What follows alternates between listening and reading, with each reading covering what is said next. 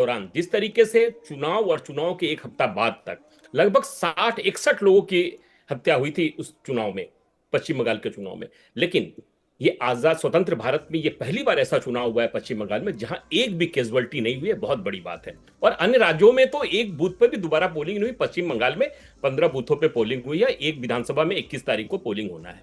तो ये दर्शाता है कि किस तरीके से वहां लोगों में, और जो आज परिणाम आए हैं तो हमें इस परिणाम का पहले से अंदाजा था कि जिस हम्म। तरीके से लोग वहां परेशान थे, लोग हम्म। आके रात को मिलते थे तो बताते थे कि क्या स्थिति बनी हुई है पश्चिम बंगाल में। और ठीक है। पश्चिम बंगाल में जो एक नया जिन्ना बनने की होड़ सी लगी हुई थी, और ममता बनर्जी जिहादी मानसिकता के साथ जिस हम्म। तरीके से आगे बढ़ रही थी, एक समुदाय के लिए जिस तरीके से आगे बढ़ रही थी, और हम्म। लोग जिस जिस तरीके से मतदान के बाद लोग जो भाषा का प्रयोग कर रहे थे, अभिषेक बनर्जी ने कहा कि 4 तारीख को बाद 12 बजे के बाद, तो हमारे कार्यकर्ता पूछ रहे हैं अभिषेक बनर्जी जी से आज कि हम्म। बताइए कहां पर आना है, कलकत्ता में, हावड़ा में। तो हम्म। इस तरह की तंत्र में इस तरह की भाषा की कोई जगह नहीं होती है। हम्म। एक हाथ फेर देंगे, ये कर देंगे, आपने कभी सुना नहीं होगा। लेकिन ठीक है। इस देश में 3 ऐसे प्रांत हैं, चाहे हम्म। पश्चिम बंगाल हो, हम्म। केरल हो और त्रिपुरा हो, जहां पे सत्ता के लिए हत्याएं हुई, तीनों हम्म। वामपंथ का गढ़ था।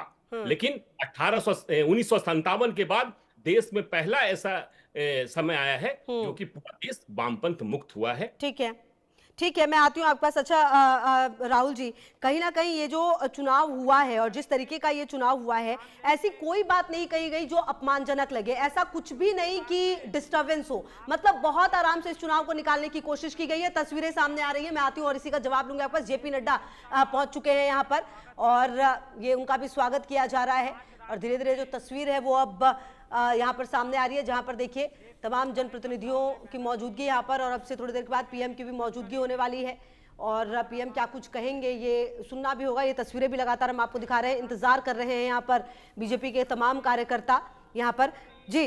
और इसी बीच एक बड़ी खबर जो आ रही है वो आपको बता देते हैं और उसके बाद राहुल जी मैं आपके पास आती हूँ। राहुल गांधी ने ममता बनर्जी से बात की है, चुनाव नतीजों को लेकर बात की गई है। राहुल गांधी ने स्टालिन से भी बात की है, तमिलनाडु में जीत पर टीवीके को बधाई दी है। तो राहुल गांधी, जी हाँ, बातचीत ममता से। और इसी बीच एक और बड़ी खबर, ममता और सुवेंदु के बीच वोट का अंतर घट रहा है। भवानीपुर में ममता की बढ़त कम हुई है, ममता 14वें राउंड में 3830 वोट से आगे है।